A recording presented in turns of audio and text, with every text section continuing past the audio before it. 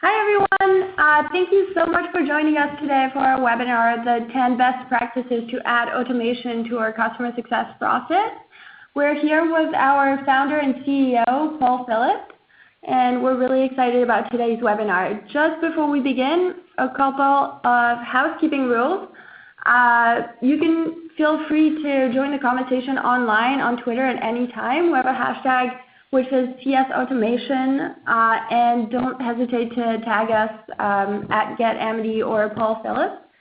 And we'll also be doing a Q&A at the end, so feel free to ask your questions in the chat box, which is at the bottom left corner of your screen at any time, and we'll come back to them at the end, and Paul will answer them. And as usual, we'll also be sending the slides and the recordings to everyone after the webinar. And now, Paul Phillips. Great, thanks Mathilde. Thanks everyone for coming out today. We're really happy to have you.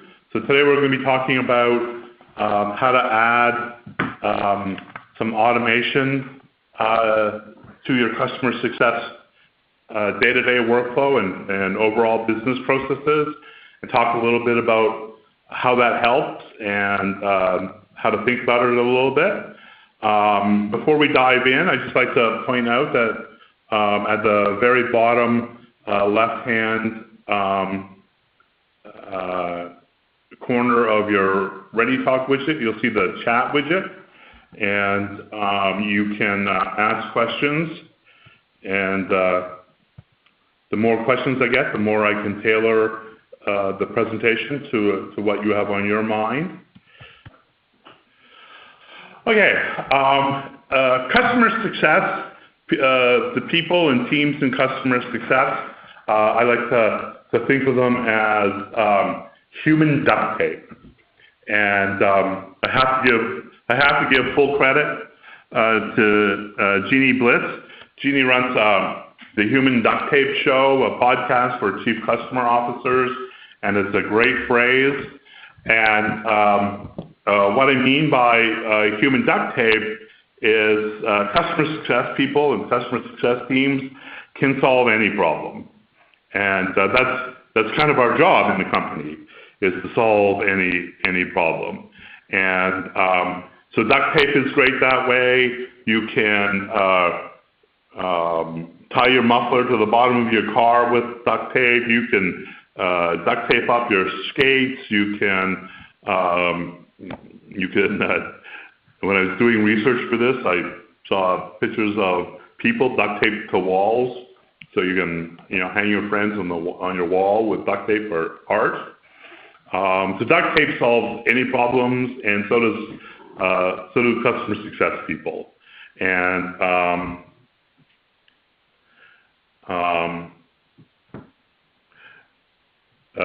if you're having trouble with your audio, this is I think you have to dial in on Ready Talk to hear the audio. Okay, so this is great. Customer success people are the duct tape of the SaaS industry. We solve anything that comes our way, but that's got some cost to it. And so we think at Amity, we think of a manual ad hoc customer success process as duct tape customer success.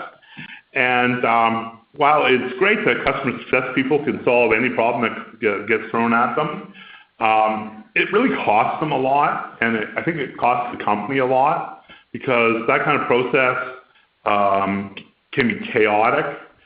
By definition, it's manual. It really depends on the particular person, and you end up being in firefighting mode a lot. I think I've talked to well over 1,000 SaaS companies in the last few years, and I don't think there's been 5 of them whose number one complaint wasn't that they were firefighting too much.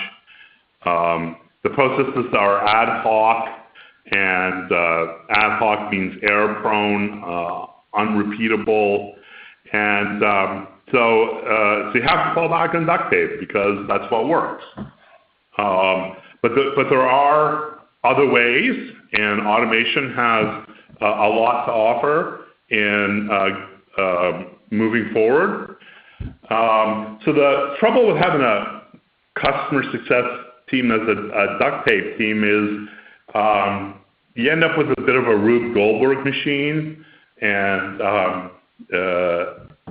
we've seen some pretty impressive Rube Goldberg machines in our time at Amity, and they can be pretty impressive, but they don't always work as well as you'd like them to work. And the cost is, number one, surprises. Surprises are anathema, the opposite of what good customer success should be about. And those surprises can be about churn. They can be about unhappy customers. It can be about, oh, I didn't know we had that customer. Lots of different surprises. It can be expensive. Certainly it's error prone. It absolutely isn't scalable. When you have a customer success process that looks a lot like this, and I would say the majority of customer success teams have some process that looks like that, you don't even want to touch it. So it's hard to scale. You miss opportunities, and it's really, really hard to innovate. So that's not the foundation for growing a scalable, repeatable, proactive customer success process. And so to get to that proactive customer success process, automation, broadly speaking, can contribute a lot to that happening. And so why is automation so important? Because it leverages the unique capabilities of your customer success people, of your skill, and lets you leverage that into more proactivity and increased focus on generating outcomes for your customers. So with the same effort, you get to produce a lot more results and do what you're really good at and what you really love a lot more. And so that's really the idea behind automation, is empowering the customer success teams and the customer success people to create more value and help the customers generate more business outcomes for their businesses. Okay, so that's the idea behind automation. And just to double click on that a little bit, when I say your unique capabilities, certainly number one at the top of that list is going to be your domain expertise. The more time you get to spend working from your expertise in the market and the industries that you're in, the more value you're going to create. And then because you're customer success people, and you have a great ability to build relationships with your customers, solve problems creatively with your customers, lead your customers to the solution and to the practices that they need. And I think of all of that coming down into the realm of coaching. So if you're going to produce more results for your customers or enable them to produce more results, a lot of it comes down to being able to coach them in the domain that you work in so that they can be more effective. So those are the unique capabilities that we want to leverage in the customer success people. In the middle, we have automation. That's giving us the leverage that we need. And there's really only three elements to automation. Automation is really good at repetition.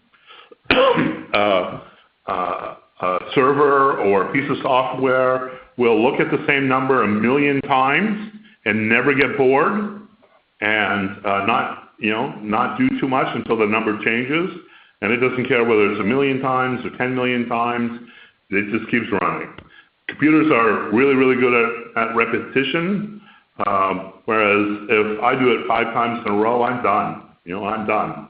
And the other thing that computers are really, really good at is following rules. If MRR is greater than this, then do this. That's what they do. They just chew through rules in a repetitive way. And human beings, that's not really our strength. We're more creative, we're more relational, and then computers are good at reporting what they did and what you need to know. And so those are the 3 elements of automation: repetition, rules, and reporting. And then the benefit to you and to your organization is scalability, innovation, performance, and productivity. So that's why automation is so important and such a foundation to moving beyond reactive firefighting mode and getting into more proactive, more strategic, more of a coaching relationship with your customers. Okay.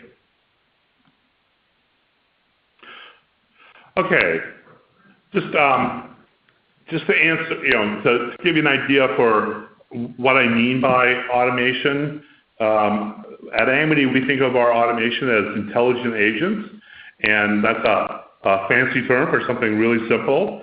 A great example of an intelligent agent is a Roomba vacuum cleaner, and the Roomba vacuum cleaner, like all intelligent agents, does 3 things.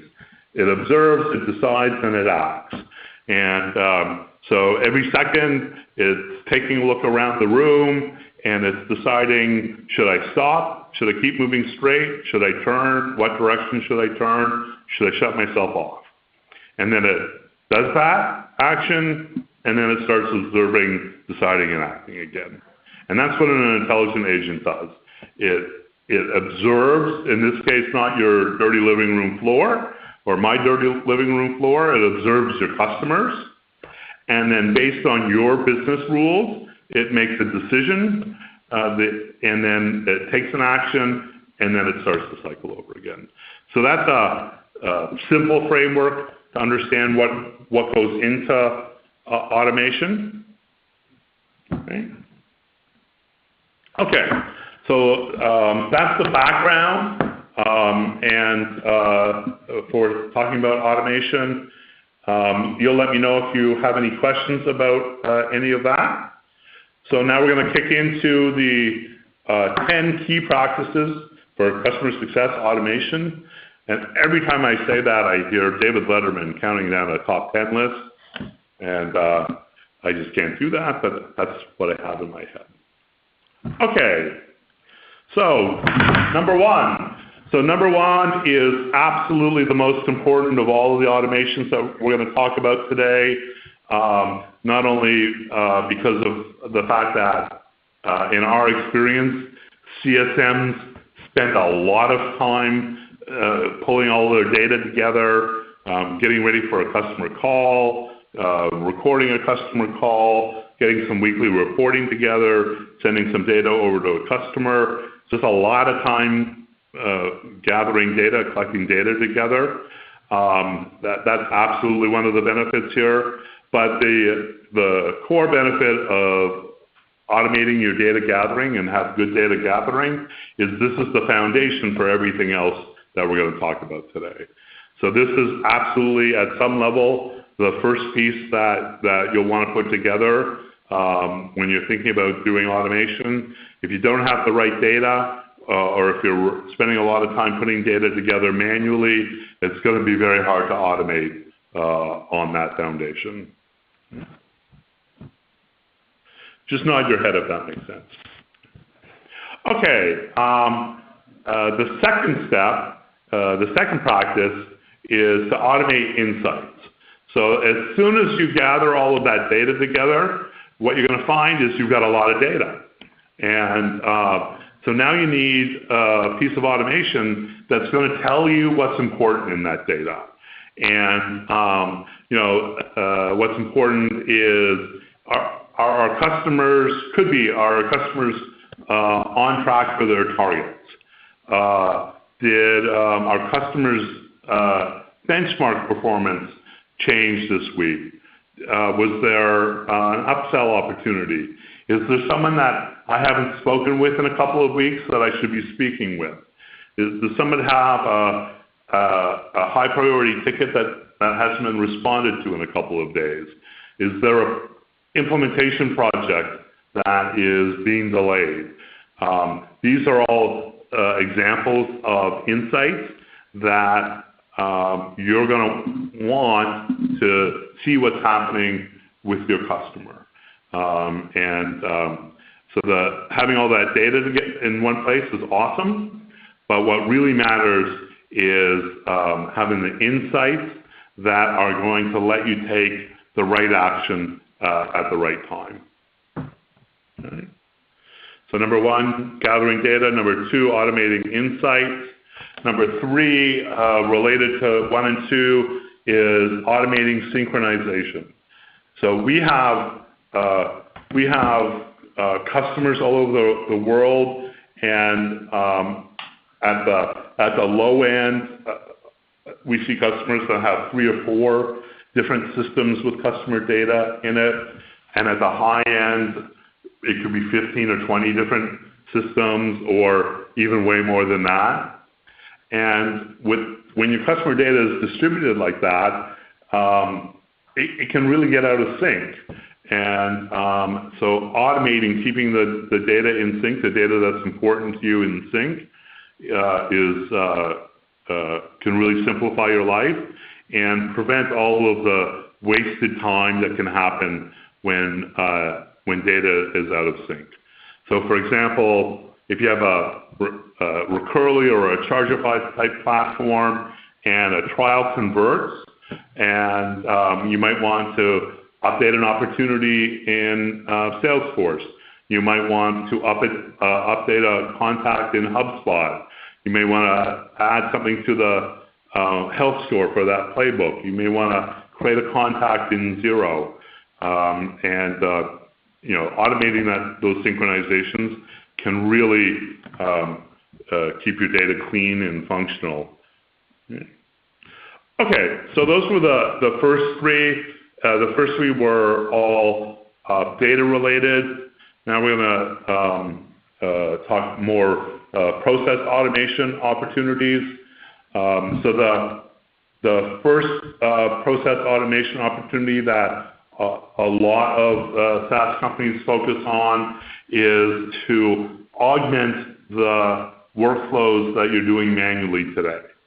So if you have a manual implementation process, or a manual escalations process, or a manual QBR process, you can augment those manual processes with automations that will tell you when a particular task is going overdue, or when a particular customer is about to get into a delayed state. They can tell you what's the most important thing to do next.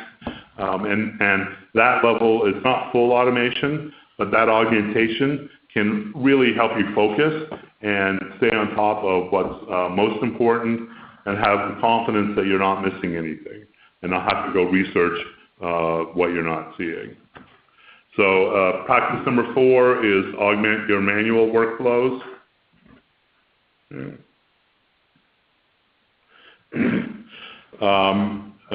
Best practice number 5, and outside of the bringing all your data together, this is the one that can have the most impact, which is identifying and eliminating bottlenecks in your core processes.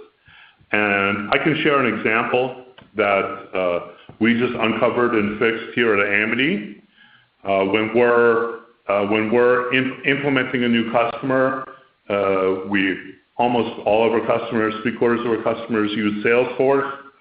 And to date, we've never seen 2 customers with the same Salesforce implementation.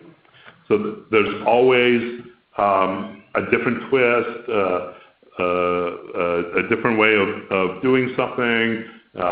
Custom properties are stored in one place with one customer and another place for another customer. So there's always some custom work that we're doing for our customer Salesforce integrations. And the way that works is our customer success managers would talk to the customer, get the requirements, and then they would submit a ticket to our DevOps team. The DevOps team would then go make the change. Then they might have a question. They went back to the customer success manager, who took the question back to the customer, and the customer success manager then told the DevOps person what the answer to the question was, and you can see the problem. The customer success manager was a real bottleneck in that process, and they were spending an hour and a half of their day just transporting Salesforce information back and forth between our customers and our DevOps person. So we trained up our DevOps person to be customer friendly, and when we're doing a Salesforce integration, we connect our DevOps person with their sales ops person, and the customer success manager just gets a status report as things progress with the customer, and saved 100 emails a week, and got everything done twice as fast, and customers were just way more happy with that process. So that was a great example of a bottleneck that was getting in the way of a whole bunch of other processes, because the CSM had other work to do, and they weren't doing it while they were managing that. Okay. Okay. So I have a question. Can you expand on automating synchronization? Which services are the best for that? Well, there's a lot of different services for that. There's a general purpose tool like Zapier that can be good for that. There's higher end versions of Zapier. I don't have firsthand experience with those tools, so I can't recommend them, but there are a couple of them out there. And then a product like Amity can do the synchronization based on your business rules too. So there's a number of different solutions out there. Okay, so automate trial conversions. That's another practice, and this is for the low-touch business models mostly. We've been talking about some of the high-touch best practices. So if you have a low-touch or a lower price point business model, then you're probably running trials, and they're probably 14 to 30-day trials, and they're probably with credit card or without credit card, and you're probably getting a lot of them. We have a customer that manages their trials with Amity who gets hundreds of new trials a day, and only a certain percentage of them are valuable to them, and they just can't manage hundreds of trials a day, and so they need to see what's important. And so things you can do with automation during a trial is behavioral-based emails. So, one thing you can do is on day one, send them this email. On day two, send them that email. On day three, send them another email. That's pretty standard practice. The problem with that approach is that the people that are really into your product, on day three, they've probably blown past where 80% of your trials are. And so you're going to be missing the needs of your customers who are most likely going to convert. So behavioral emails respond to the customer's behavior. So when they're done setting up their profile, send them a nudge to go on to creating their dashboard, and then send them a nudge to import some of the data. Those kind of behavioral emails. Identifying your hot prospects. Absolutely one of the best signals for identifying your hot prospects is how fast are they moving through the trial. I know this myself. If I sign up for a trial for a product that I'm really interested in, right after I sign up, I'm going to spend a couple hours on that product. I'm going to set up my profile. I'm going to import some data. I'm going to do the thing that service does that makes it special, just to see how it works. And if I'm interested in that product, then I'm going to use it right away, and I'm just going to be way ahead of anybody else who signed up for a trial that day. And you should be paying attention to me, because I might convert, and I might be trialing two competitors at the same time. So watching the velocity of a trial can really tell you who the hot prospects are, and it can also tell you when a hot prospect goes cold. All of those are great opportunities for automation. And then what I mean by automatic conversions here are elements that I spoke about in the synchronization. So when you see a trial convert, you might want to tell your billing package, you might want to tell your CRM package, and you might want to create an entry in your accounting package. Or maybe send an email to the CSM who's going to manage that onboarding process. Okay, so that's automating trial conversions. Another pain point that automation can be very useful for is managing multiple tiers of customers, where you have different workflows that you focus on for different tiers of customers. So you may have an enterprise tier, very high price, very high touch customers, and you want to white glove them. You want to really love them and take care of them. And then you might have a moderate tier customer where you're using some automation and you're using some personal touch. And then you might have a slightly different strategy if they chose product 1 or if they chose product 2. And then you might just have pure SMB low-touch customers. And it's a situation that really lends itself to automation, so that you're not sending your big global accounts through your automated email process, and you're not ignoring that moderate customer because they chose product B. And these diagrams can really get pretty complex when you get into tiering and you've got a history of different products and a history of different industries. We've seen some pretty complex maps of tiering and the right workflow for the right customer. Okay, number 8 is everyone's favorite. Tell me when my champion left the account. So absolutely critical. We know how painful it can be.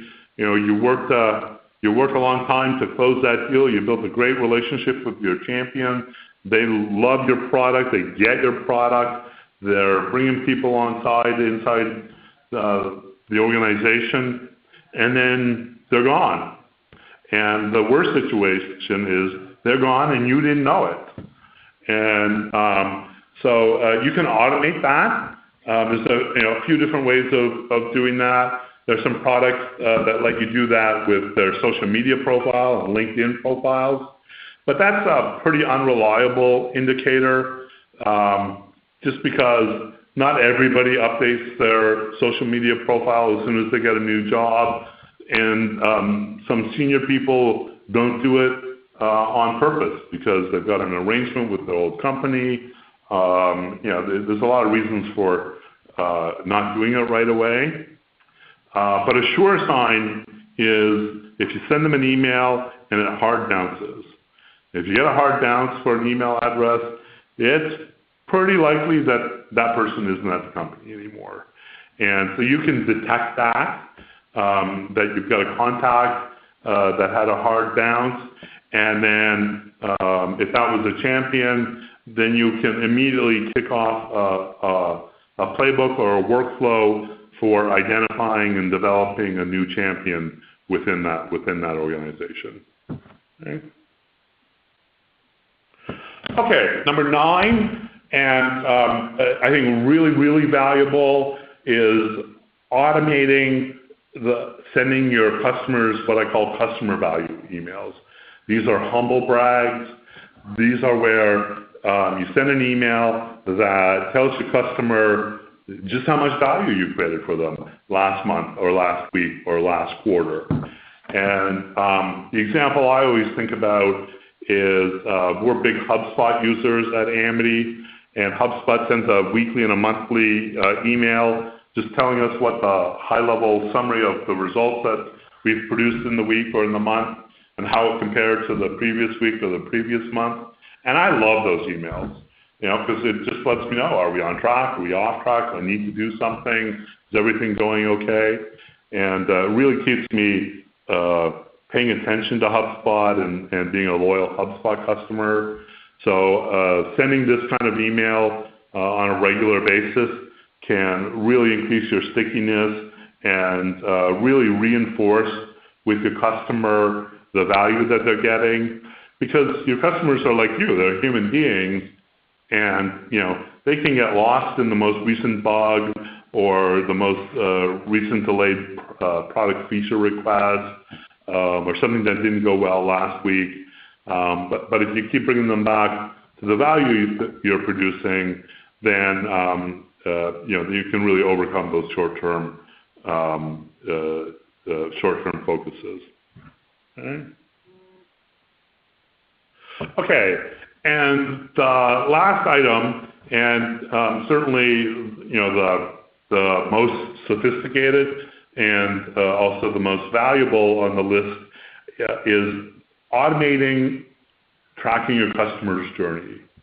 And so what we mean by tracking your customer's journey is by knowing where your customer is in the development of their adoption, and are they getting there quickly? Are they getting there slowly? Did they get stalled? This can take a little thought to put in place to really map out your customer journey. And going back to the multi-tier customers, you may have multiple customer journeys. An enterprise customer will certainly have a different journey than an SMB customer or a free trial customer. But actually tracking them through their journey and seeing if they're on track or off track, how fast they're going, is one of the most important things that you can do to really have actionable insight into how things are going for your customers. Okay, so obviously we could have done the top 50 practices for automation. We just pulled a sample out. I'm going to go back and just scroll through the list again, just to reinforce them.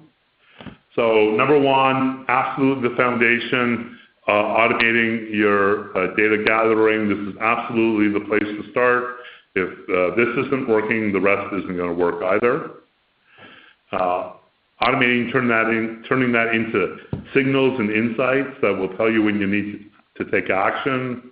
And then automating the synchronization between your key customer data warehouses, and then augmenting your manual workflows with reminders, with late notification, with delay notifications, and then eliminating bottlenecks, like having your customer success managers spend an hour and a half every day shuttling messages about Salesforce between two teams of people, automating your trial conversions, automating your different strategies for managing different tiers of customers, automating the detection and response to losing a champion, automating sending emails that tell the customers the value they're getting by using your product,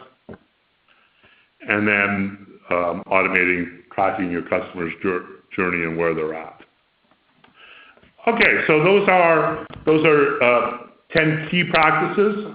They're not the best practices because there's a lot of different practices, and it's really going to depend on are you a high-touch model, a hybrid model, are you a low-touch model, are you just answering tickets and emails, or do you have long planning sessions with your customers? All of that goes into how you're going to use automation. Okay, so now we're going to have Q&A. So any questions that you have, anything I didn't cover, anything that you'd like me to elaborate on, we'll start collecting questions in the chat box. And while you're typing in your questions, I'm just going to introduce Amity. Amity is the open customer success platform, and by open, we mean that Amity fits into your business. We don't force you to fit your business into the way that we think customer success should be done. And so we work with your data, and we implement the processes that you need the way that you need it. And just as an example, we just were onboarding a customer. We were setting up their Gmail ingestion yesterday, and they only wanted to bring in emails from customers who pay them in euros. And we were able to do that for them. And we're always proud of being able to go that extra inch to really fit into our customers' business. And we think of Amity as a command center for all your customer success activity. And this is an actual picture of a command center a customer had in place before they started using Amity. And there's some real limitations to doing it on a whiteboard. It got wiped one day. Somebody cleaned the board on them one day. So they started taking pictures every night. And those sticky notes, the ink gets dry, and they came in one morning and all the sticky notes were on the floor. So we love this picture because it told us what to build for them. So we're your command center, and Amity automates pulling all of the different sources of information you have about your customers, so that you don't have to do that. You get to focus on what's important to customer success. And there's really 5 modules in the Amity product. Data integration, that feeds into the customer insight engine, that feeds into the workflow automation engine that does all the automations we just talked about. And that feeds into managing your customer lifecycle and then pulling the reports you need. So that's what Amity does. We're the only open customer success platform on the market. And that makes us a great fit for you, exactly your business. And thank you for listening to my pitch. And now we've got a bunch of questions here. Let's start answering them. Okay. Do you advise clients on best practices with their Salesforce instance? I don't know if we would call it advising them on best practices, but we've done it a lot. And and we've still never seen. We have just over 100 customers. We've probably done 75 Salesforce integrations. We've never seen clean data, and we've never seen 2 Salesforce implementations that were done the same way. So there's always a problem-solving element to the beginning of a Salesforce integration. And at this point, we think we've seen everything. But we always learn that we haven't. So we do a lot of problem solving and sharing our experience with integrating Salesforce. Okay, saying nice things about the webinar. We really appreciate that. Yeah, it's a great question. Do you have any product webinars with existing customers. For existing customers, yeah, we have a major product release coming out next week, and we're going to be putting on a webinar for our existing customers to take you through all of the features, because there's a ton of them coming. And yeah, so great question. Another question is, can you talk more about your approach to health scores? Yeah, health scores. Well, health scores is a big topic. I think it was the topic of my last webinar. So the first thing to remember is that the big global overall health score isn't necessarily the most useful thing always for the customer success person, and that's because that health score has a lot of different audiences. So the CFO might look at that, the VP of customer success might look at that for resource planning, the CEO might look at that for risk planning. So we recommend, having that type of health score, but having a more fine-grained health score for different dimensions of your relationship. During implementation, you'll probably need 1 or 2 health scores about how the implementation is going, and adoption doesn't matter as much during implementation. In the early days of adoption, probably nothing matters but early adoption. And adoption health score is probably what you want during the early days of adoption. And then later on in the relationship, you might want more KPI and outcome-focused health scores.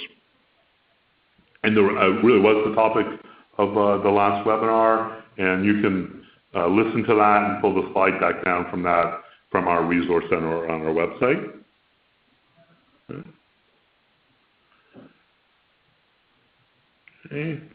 Okay. We have a question here about the data-driven emails, sending it out to show your customers the value you get. How often do we recommend doing that? So it really depends on your customers' expectations and the volatility of your results. We get, HubSpot gives us a weekly and a monthly email that cover pretty much the same results, but just comparing it to different time periods, and that can be really useful. Okay. What can Amity do to help automate data synchronization? So we do a number of things for our customers.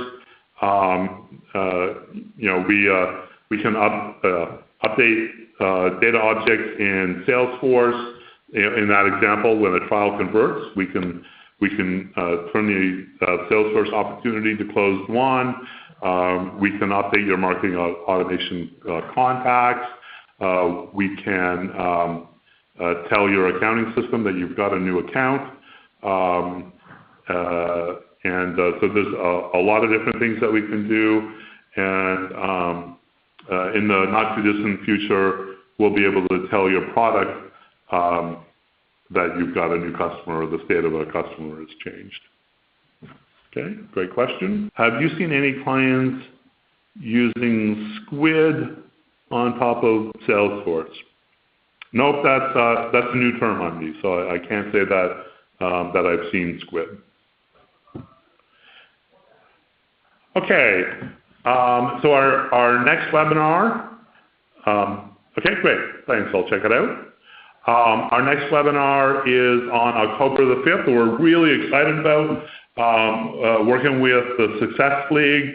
The Success League is a customer success consulting agency, and their CEO and founder, Kristen Hayer, is going to be doing the webinar with us, and she's going to be talking about everybody's favorite topic, comp plans for customer success managers. We get asked this all the time, and so if you're a customer success manager you can come and find out how your executives think about your compensation plan. And if you're a customer success executive, you can hear how other companies are developing their compensation plans and what works and what doesn't work. And I'm sure it's going to be a great conversation. And thanks everyone for coming out. The recording and the slide deck will be available and sent out to you in the next 24 hours. And we look forward to seeing you at another webinar. And if you'd like to talk to us about how Amity can help you automate some of your customer success processes, just drop us an email from our website and we'll get right back to you. Thanks everybody. We'll see you next time.